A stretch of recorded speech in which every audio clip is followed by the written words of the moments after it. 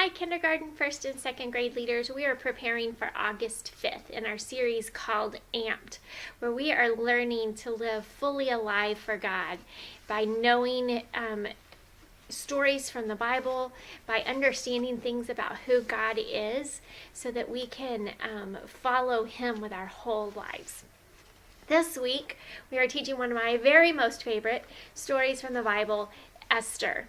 I don't know why Esther has always been one of my favorite characters in the Bible, but I would almost bet that the words that I hold on to now are part of the reason. And remember, in the story of Esther, she marries the king. He's looking for a new wife. She marries the king, and then her cousin Mordecai is kind of a leader within the Jewish community, and the king is looking to kill the Jews or to send them away, and Mordecai goes to her and tells her these words, that it may be, Esther, that such a time as this, that God has called you to be right where you are. And I know that those words in the middle of most seasons in my life is what helps me hold on to who God is knowing that God knew exactly where I needed to be, when I needed to be there, and I am there in the middle of it, and I can embrace everything around me because God, for this time, He put you in this place. And so I'm excited to teach this story to kids. Even if it's not your favorite, there's something that all of us can learn from the character of Esther. So your social activity for this series is a matching game, and you have emoji matching cards.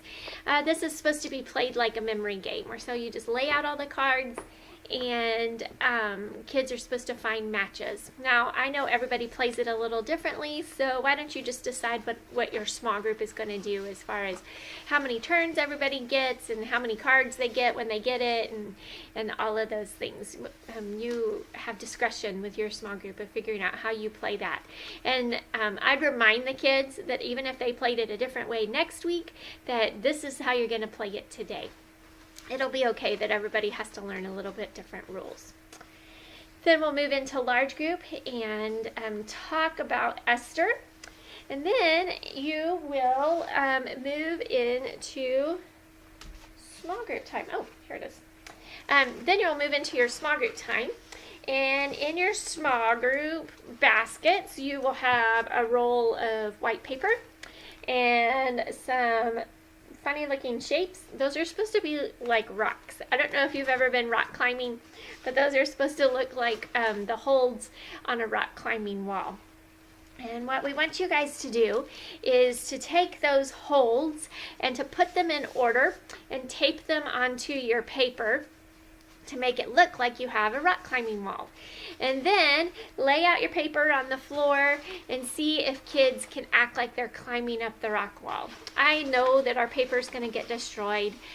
It's really okay. We have enough to do this every service, so go ahead and destroy your paper, but let kids have fun trying to figure out how to climb a rock wall and what it takes to get to the next step. So you may want to put some distance between some of the holds with your little people in mind. Then you have your memory verse activity. You have your motorcycles from last week, and a couple of poster boards. And on your poster boards, you're going to draw your course that the motorcycles are supposed to follow. And then there are 2 sets of cards for each small group. Each set of cards is supposed to get put in order and then placed on your course. If you want to figure out a different way to build your course and put your motorcycles on there, feel free to do that. Really, we just want kids to learn the words to the memory verse. And this memory verse really could help us all on a lot of days. It is this one. And a thief comes only to steal and kill and destroy. I have come so they may have life. I want them to have it in the fullest way possible. So God desires for us to have a relationship with Him and to continue to work on our relationship with Him by learning who He is. So that is your activity. Encourage you to have that discussion with kids as they are trying to figure out what all of those words mean.